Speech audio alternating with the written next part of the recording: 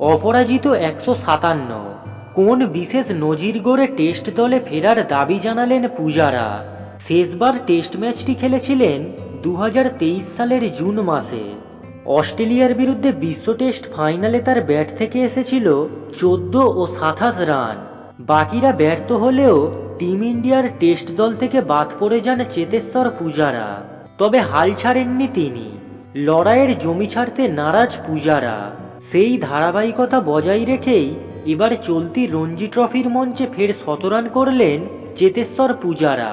২২ গজে ঝাড়খণ্ডের বিরুদ্ধে জ্বলে উঠলেন পূজারা। দ্বিতীয় দিনের শেষে ২৩৯ বলে ১৫৭ রানে অপরাজিত তিনি। তার ইনিংস ১৯টি চার দিয়ে সাজানো ছিল। একই সঙ্গে শতরান করার সঙ্গে প্রথম শ্রেণীর ক্রিকেটে এই নিয়ে কেরিয়ারের ৬১তম শতরান করলেন পূজারা।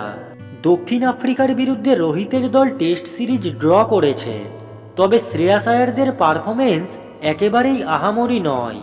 এমন প্রেক্ষাপটে পূজারার অপরাজিত ইনিংস ইংল্যান্ডের বিরুদ্ধে টেস্ট সিরিজে কামব্যাক করার দাবি জানাচ্ছে। এমনটাই মনে করছে ক্রিকেট মহল। এখন অজিত আগারকরের জাতীয় নির্বাচক কমিটি ও অধিনায়ক রোহিত শর্মা কি পূজারাকে ইংল্যান্ডের বিরুদ্ধে আরেকবার সুযোগ দেবেন? এখন সেটাই দেখার।